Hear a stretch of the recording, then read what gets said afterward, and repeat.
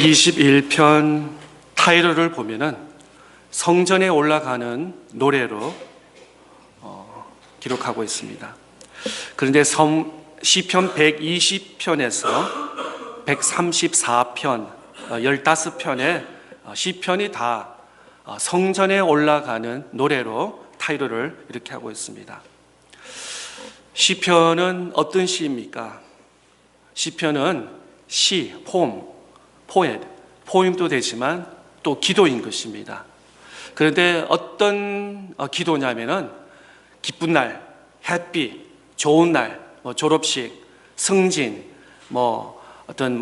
로또를 이겼다든지 이런 기쁜 날보다는 이 시편의 시, 또 이 기도는 절망, 또 어려움, 아픔 이런 환경에서 쓰인 시라고 볼 수 있어요.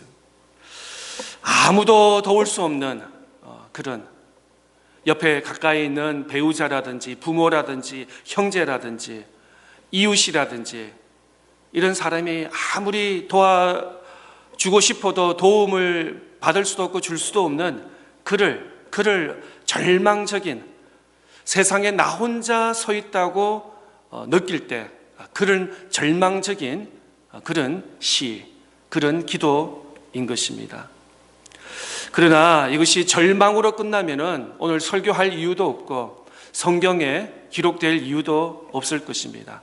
어떻게 보면 우리의 인생과 또 성경의 말씀은 절망적이고 어두움으로 시작하지만 그것이 끝이 아니라 오히려 그 가운데 빛이 있고 응답이 있고 해답이 있고 하나님께서 붙잡아 주시고 지켜주시는 그런 은혜와 축복이 있는 것을 보게 되는 것입니다. 그 중에서도 성전에 올라가는 노래 중에 가장 아름다운 시편이 바로 오늘 함께 읽었던 시편 121편의 시인 것입니다. 어떤 절망 중에 있는 성도라도 이 시를 통해서 좌절하지 않고 반드시 어려움을 이겨나갈 수 있는 그런 우리에게 믿음과 힘과 용기가 되는 시가 될 줄 믿습니다. 1절 말씀에 보면은 내가 산을 향하여 눈을 들이라 나의 도움이 어디서 올까? 내가 산을 향하여 눈을 들리라. 여기서 중요한 것은 우리의 우리의 시각, 우리의 perspective, 눈을 어디에다 두느냐. 살다 보면은 어려운 일, 힘든 일을 만납니다. 몸의 변화, 죄송합니다. 이제 50, 60, 70, 80 하면 이제 느끼시죠? 예. 지금 20, 30, 40대도 잘 모를 거예요. 그죠? 그러니까 아무리 피곤해도 하룻밤 자고 나면은 그 다음날 그냥 뻥 일어나서 침대에서 오늘 할 일부터 이게 뛰어나면서 그런데 이제 50, 60, 70 보면 몸의 변화, 또 몸만 변합니까? 마음의 변화, 그죠? 오늘처럼 아침에 비가 오면 어때요? 그죠? 비만 오는 게 아니라 내 마음에 비가 오는 것 같아. 그죠? 내 마음이 가을 같아. 지금 여름이 따뜻한 여름인데 그냥 가을 같아. 그냥 왠지 그냥 아프지 않은데 내 어깨가 아픈가? 내 허리가 아픈가? 내 다리가 아픈가? 그냥 의심하는 그 나이가 그 나이예요. 또 자녀 양육. 가만히 어제 저녁에 생각하면서 옛날에는 막 6명, 8명, 10명, 12명 그래가 이름도 몰라서 첫째, 둘째, 셋째, 넷째 이렇게 부르잖아요. 그죠? 그런데 어떻게 그렇게 잘 키우시는지 모르겠어요. 요즘에는 하나, 둘, 셋 또 키우기도 얼마나 힘들고 또 지금 챌린지가 얼마나 많습니까? 공부도 시켜야 되고 운동도 시켜야 되고 음악도 시켜야 되고 교회도 와야 되고 얼마나 분주하고 지금 30대, 40대, 50대 초 부모님들 옛날 우리 부모님들 어떻게 6, 8, 10명 키웠지? 아마 의심할 거예요. 그런데 이런 변화 속에 이 시편 기자는 눈을 어디에 두느냐라고 중요한 포인트를 우리에게 집어주고 있습니다. 다시 한번 1절, 2절 보겠습니다. 내가 산을 향하여 눈을 들리라. 나의 도움이 어디서 올까? 바로 질문을 하면서 2절에 바로 답이 나옵니다. 나의 도움은 천지를 지으신 여호와께로다. 그렇습니다. 산을 향하여 눈을 들면서 이 절망 속에서 나를 도울 사람이 누군가라고 시인이 질문을 하면서 곧바로 의심하지 않고 나의 도움을, 이 현실, 이 고난과 이 아픔과 이 절망 속에서 나의 도움을 주실 분은 여호와라 라고 이렇게 강하게 단호하게 답을 하고 있습니다. 여호와께다, 하나님께 이 응답이 있다, 답이 있다는 것이 이게 바로 신앙 고백인 것입니다. 이것이 바로 믿음인 것입니다. 계산기에 답이 있지 않습니다. 어떤 페이퍼 서류에 답이 있지 않습니다. 은행에 답이 있지 않습니다. 아니 다른 사람의 회사의 어떤 빌딩에 응답이 있는 것이 아니라 바로 여호와 하나님, 우리가 믿고 고백하는 이 믿음에, 이 신앙에 그 응답이 있는 줄 믿습니다. 우리가 세상에 살면서 좋은 일, 기쁜 일도 있지만 그보다도 어려운 일, 힘든 일을 더 만나는 것입니다. 그럴 때 어떻게 합니까? 눈을 들어 산을 보라. 산을 향한다. 주님을 바라보는 것, 위를 바라보는 것, 좀 더 나아가서 성전에서 기도하고 성전을 향해서 나아가는 것이 우리의 응답이라고 말하고 있습니다. 차타누가는 참 좋습니다. 웬만한 미드웨스트 사우스는 평지입니다. 높은 것이 건물밖에 없습니다. 도로밖에 없습니다. 그런데 차타누가 지역에는 산이 있습니다. 강이 있습니다. 높은 언덕이 있습니다. 또 저 멀리 높은 산이 이렇게 희미하게 보이기도 합니다. 산이 있어서 얼마나 감사한지. 산이 있으면 또 신앙하고도 가까운 것 같아요. 십자가를 볼 수도 있고 교회 저 높은 성전을 바라볼 수 있기 때문에. 팔레스타인 지역은 저는 가보지는 않았지만 예루살렘 성전이 언덕 위에 있다고 합니다. 지하실에 저 낮은 땅에 성전을 짓지 않고 조금 더 엘리베이션 높은데 또 멀리서 볼 수 있도록 그렇게 예루살렘 성전을 짓는다고 합니다. 위를 바라본다는 것은 하나님을 의지하고 하늘을 바라보는 것이고, 더 나아가서 성전을 향해서 걸어 나가고 거기서 찬양하고 거기서 눈물을 흘리고 거기서 신음소리를 부르짖는, 그럴 때 하나님께서 응답해 주신다는 것을 말하고 있습니다. 성경에서는 산 이야기가 많습니다. 아마 애굽이라든지 그 이스라엘 그 중동에서 평지 모래산도 있지만 또 멀리 산이 있어서 그런지 아브라함을 시험하실 때 이삭을 데리고 모리아산으로 하나님께서 아브라함과 이삭을 부르셨습니다. 또 모세를 부를 때 하나님께서 이스라엘 지도자로 모세를 부를 때 호렙산으로서 부르고, 더 나아가서 모세를 시내 산에서 하나님의 계시된 말씀 율법을 이스라엘 백성들에게 주셨습니다. 또 엘리야, 선지자 그러면은 엘리야, 지도자 그러면 모세, 선지자 그러면 엘리야가 있습니다. 엘리야를 또한 호렙산에서 여호와 하나님께서 말씀하셨습니다. 또 다윗은 시원산이 바로 다윗의 산이라는 것입니다. 시원산에서 다윗을 부르셔서 하나님께 말씀을 하셨습니다.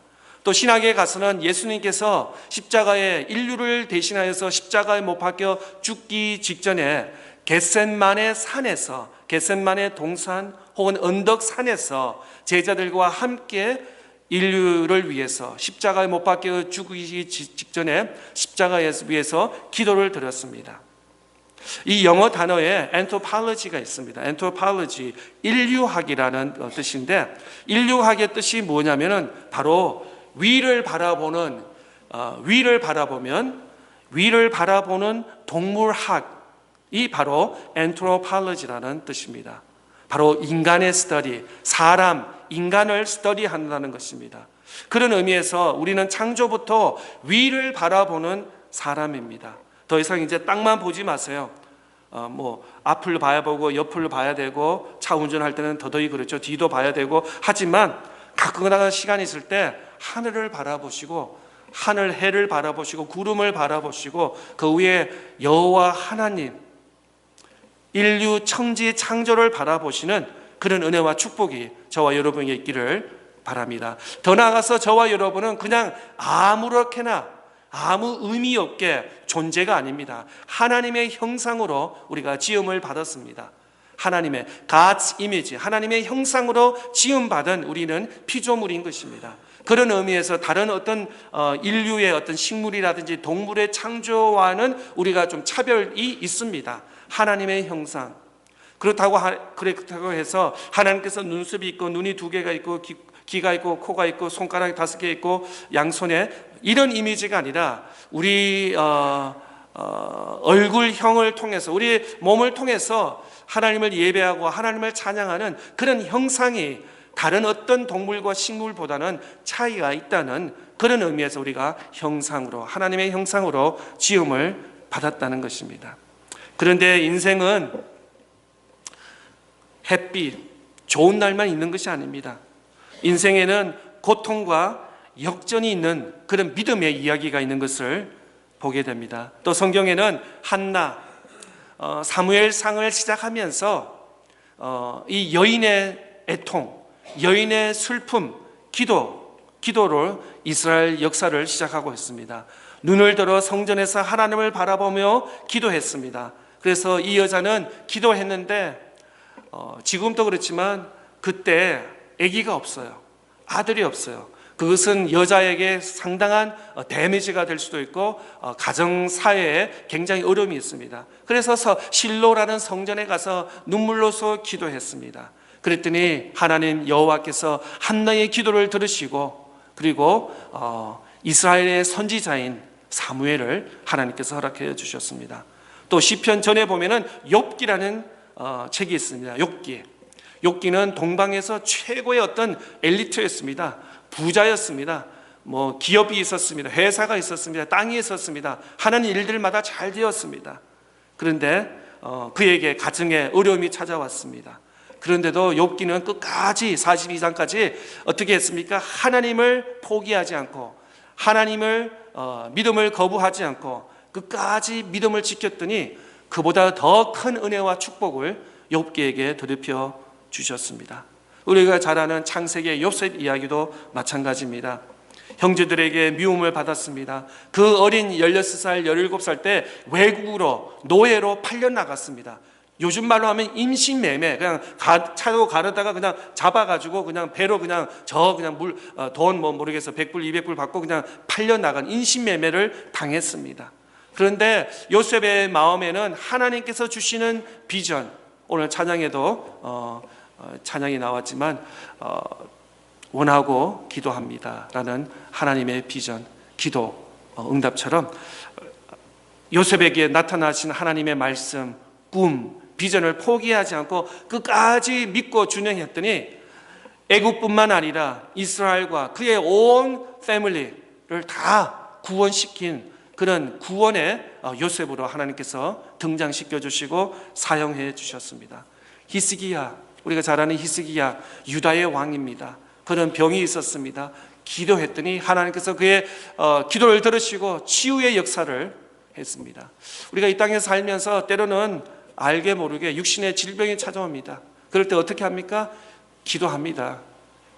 이번 다음 주부터 기도 시리즈로 말씀을 나눌 텐데 기도할 때 하나님께서 귀담아 주시고 아무리 큰 소리, 아무리 작은 소리, 또 앞뒤가 맞지 않는 그 기도 내용이라도 그 기도를 들으시고 응답하시는 그 하나님인 줄 믿습니다. 또 복음서에 38년 동안 한 해, 두 해, 세 해도 아닌 38년 동안 몸에 병이 있는 그 병자에게 예수님께서 나타나셔서 그를 만지시고 그를 치유하여 주시고 깨끗하게 나은 그런 치유의 역사가 복음서에 기록되고 있습니다. 가나 혼인 잔치에 제일 먼저 예수님께서 첫 번째 기적을 어떻게 했습니까? 물이 변하여 포도주로 그 잔치에 많은 사람들에게 즐거움을 준 그런 기적을 나누었습니다. 어떻게 보면 성경에 보면 이런 고통, 애통, 간절함, 아픔, 이런 연속의 기도 제목입니다. 그런데 이들은 어떻게 했습니까? 예수님을 믿었습니다. 예수님을 바라보았습니다. 아니, 하늘을 바라보고 하나님께 간구하고 기도했더니 그들에게 응답이 있었습니다. 치유가 있었습니다. 답이 있었습니다. 해답이 있었습니다. 바로 성경은 그런 의미에서 눈을 들어 여호와 하나님으로부터, 주님으로부터 응답받는 믿음의 이야기인 것입니다. 우리의 현실은 어떻습니까? 우리의 상황은 어떻습니까? 기쁜 날도 있지만 때로는 어려움도 있습니다. 그럴 때 우리는 어떻게 합니까? 그냥 아파하고 눈물 흘리고 가슴을 치면서 통곡하고 있습니까? 아니면 오늘 시편 기자처럼 눈을 들어 하늘을 바라보며 하늘의 도움의 손길을 요청하시는 것입니까? 바로 신앙은 다른 것이 아닙니다.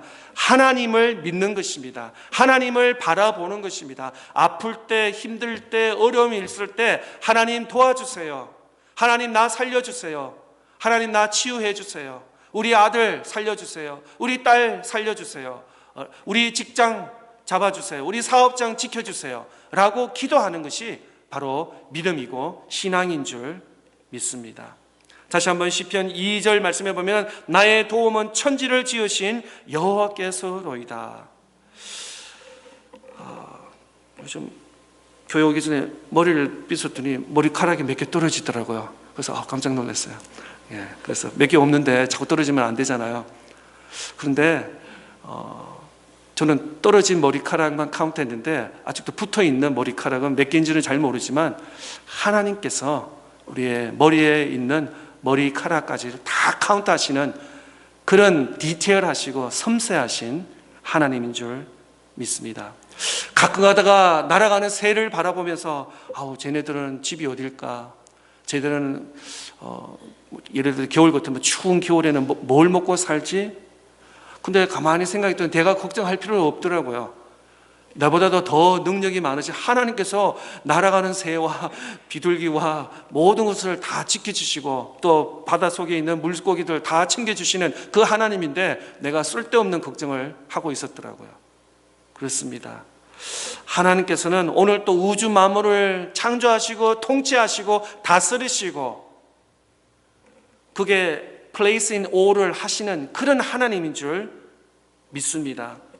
저는 과학은 잘 모르지만 지구와 해의 나름대로 거리가 있는 것으로 알고 있습니다. 또 이 해를 기준으로 해서 우리 지구가 찾아보니까 23.5도의 틸트 각도에 있어서 이렇게 1년 또 하루에는 지구가 회전하고 또 1년 동안 이렇게 회전하는데 만약에 이 각도가 23.5도가 예를 들어서 25가 되고 18이 되고 이러면은 큰일 난다고 합니다. 우리가 더워서 다 죽든지 추워서 얼어 죽든지. 그런데 하나님께서 정확하게 23.5도의 각도를 통해서 멀지도 않고 가깝지도 않고 이래서 우리가 봄, 여름, 가을, 겨울을 할 수 있도록 하나님께서 인도해 주신 우리의 힘으로 아무리 제 이 강작산도 커서 무거워서 내가 밀 수도 없는 그런 연약한 존재인데 하나님께서 이 우주 만물을 다 조화롭게 아름답게 다 지켜주시는 그런 하나님이라는 것입니다. 요즘에 가끔가다 뉴스를 들으면서 가뭄이라든지 홍수라든지 지진이라든지 허리케인이라든지 이런 것이 이전보다는 조금 더 많이 일어나는 것 같고 또 안타까운 마음으로 뉴스를 접합니다. 그런데도 하나님은 실수가 없으신 하나님이십니다. 하나님의 창조가 잘못된 것이 아니라 우리의 인간의 죄와 우리의 인간의 욕심 때문에 우리가 환경을 잘 관리를 잘 못하고 다스리지 못했기 때문에 그런 결과 때문에 이런 홍수와라든지 이런 자연의 재난이 더 많아지는 것이라고 믿습니다. 가끔가다 저녁에 그라질 차를 넣고 이렇게 맑은 하늘을 보면은 별이 보이더라고요. 우리 자타누가 지역은 그렇잖아요. 별을 보는데 어떤 때는 별이 굉장히 많더라고요. 많은데 쟤네들 별들이 부딪히지 않고 그죠? 부딪히고 파괴되고 폭발되고 이런 일이 없이 다 하나님의 섭리 안에서 다 이렇게 오르가나이즈가 되는 그런 하나님을 우리가 예배하는 줄 믿습니다. 그런 하나님을 우리가 찬양합니다. 그런 하나님을 우리가 경배하고 섬기는 그런 하나님인 줄 믿습니다. 우리가 때로는 저처럼 모태신앙이면 그냥 할아버지 때부터 아버지 때부터 믿었기 때문에 그냥 주일마다 교회 가고 그냥 성경 읽고 기도하고 봉사하고 이게 너무나 이렇게 루틴식으로 이렇게 하는데, 가만히 생각해 보면 그 하나님이 얼마나 위대한지 우리는 때로는 분주하고 바쁘기 때문에 잊어버릴 때가 많이 있다는 것입니다. 그 하나님의 섬세. 오늘 또 여러분 침상에서 일어나시고 씻고 옷을 입고 교회 나오시는 일은 얼마나, 저는 잘 모르지만 발에도 근육이 365개가 있답니다. 그 뼈 마디마다. 근데 그게 하나 두 개가 잘못되면 걷지도 못해요. 운전도 못해요. 지금 그냥 침대에 누워 있어야 돼요. 근데 365개의 그 발뼈들이 마디마디가 다 올게나이즈 되고 일을 해서 오늘 또 우리가 서 있을 수도 있고 걸어갈 수도 있고 운전할 수도 있고 활동을 할 수 있다는 것입니다. 얼마나 하나님께 감사합니까? 오늘 시편 말씀에 보면은 짧은 21편 121편에 보면은 6번이나 기록된데 지키시는 keep 한다는 단어가 여러 번 나옵니다. 3절에 보면은 여호와께서 너를 실족하지 아니하게 하시며 너를 지키시는 이가 졸지 아니하시리로다. 또 4절에 이스라엘을 지키시는 이는 졸지도 아니하시고 주무시지도 아니하시리라. 5절에 여호와는 너를 지키시는 이시라. 여호와께서 내 오른쪽에서 내 그늘이 되시느니라. 7절에는 여호와께서 너를 지켜 모든 환난을 면하게 하시며 또 내 영혼을 지키시리로다. 또 8절에 여호와께서 너의 출입을 지금부터 영원까지 지키신다. 계속 우리를 지키시고 우리를 인도하시고 우리를 보호하시고 우리를 함께 하신다는 이 짧은 8절 중에 6번이나 이렇게 많이 기록하시는 그 하나님입니다. 때로는 우리가 하나님께서 나와 함께 동행한다는 것을 느끼지 못할 때가 많이 있습니다.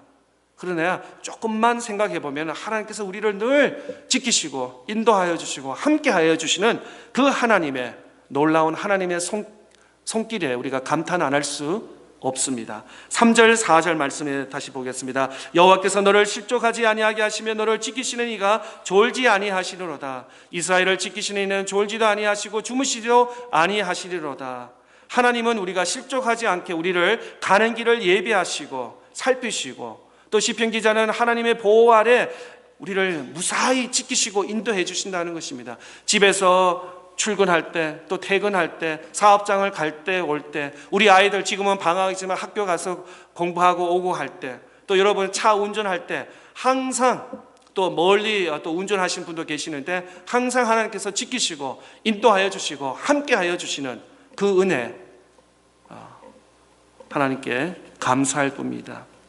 가끔가다 이제 또 여름이 되니까 이제 가정들마다 여행을 자주 하실 텐데 출발해서 도착하는 것까지 안전하게 해주시고, 또 무사히 여행 잘 마치고 집에 다시 돌아올 때까지 부모나 또 아이들 아무도 다치지 않게 인도해 주시는 거 하나님께서 함께 해 주셔야 된다는 것입니다. 요즘에 참 좀 실망스러운 거 있죠. 비행기에서 뭐가 타이어가 떨어지고 문이 쩌리고 창문이 이런 일들이 있는데 정말 그렇습니다. 이전에는 생각하지 않는 이런 액시던트, 어떤 사고들이 그냥 지금 어떻게 대체무관이잖아. 뭐 할 수 없어요. 그렇게 우리는 연약한 존재입니다.